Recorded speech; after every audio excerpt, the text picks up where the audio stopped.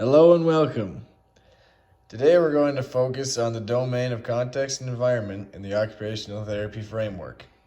Context and environment are important to occupational therapy because they allow therapists to better evaluate their patients and allow them to increase their performance in occupations. OTs must understand environments and contexts that are unique to each patient in order to provide quality care for them. Now we will discuss environments. The first environment is the physical environment, which refers to the natural and built surroundings that play roles in the life of each individual. This can include a person's house, place of work, or the topography of where they live. Their environment can either support or cause barriers to their participation in meaningful occupations. Something that supports a person's physical environment can be a ramp to a building or allow access by wheelchairs or people who have trouble with steps, or a sidewalk to allow people to safely get around in the community. Some barriers to the environment can be having shelves that are out of reach, or a door that does not have the width for wheelchair access, or an automatic open button. OTs can evaluate the physical environment and educate others on ways to accommodate the needs for their client. Now we're going to discuss the social environment. The social environment includes relationships clients have with people, groups, and the community. This could be a friendship or meeting coworkers for coffee every Monday. Another example could be relationships with family or with children. It also includes clients' expectations on how others should care for them, such as a spouse or a caregiver.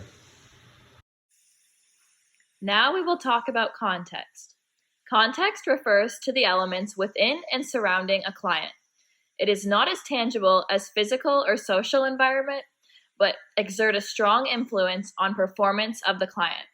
OTs can use context to find what is meaningful in clients' lives and to help set reachable goals. The first aspect of context is cultural. Cultural context refers to the behavioral standards by an individual or by an individual's lifestyle.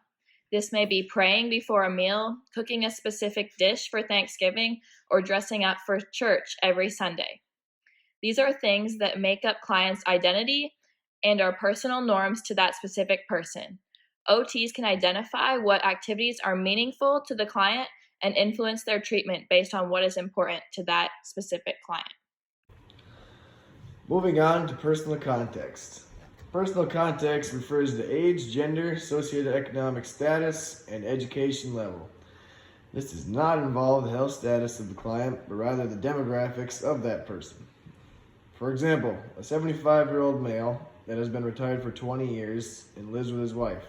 He has 2 grandchildren and enjoys making pizza for them, playing darts, and of course woodworking. Personal context is any specific characteristics about the client. Occupational therapists should pay close attention to the personal aspects of a patient in order to develop a rapport and get to know them on a personal level. The next aspect of context is temporal.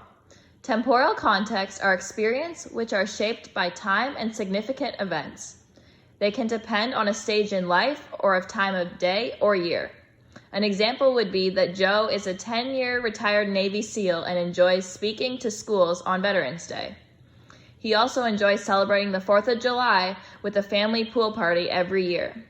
Occupational therapists can recognize specific time and dates that are important to the client or the community in order to help the patient successfully attend and enjoy these events.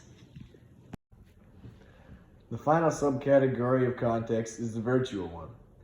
This is very prominent in our society with the increase in technology. People are now communicating and having social interactions in a more virtual way. People communicate virtually through their cell phones, computers, tablets, or video game consoles to carry out daily routines and occupations. For example, Becky may communicate with her children over the phone only. Another example is Heath, who enjoys playing Minecraft on the computer with 4 of his friends. Occupational therapists must acknowledge the importance of technology and electronic communication devices and how each person uses them differently. They must know how to operate different devices in order to help their clients. To conclude, The domain of context and environment is important to occupational therapists to allow them to understand and engage themselves in the patient's life. They can use this information to help create accurate and helpful therapy programs for their clients. They can address barriers and work to improve these issues. The context and environment of a client demonstrates physical, social, cultural, personal, temporal, and virtual aspects that influence the life of the patient. Thanks for watching.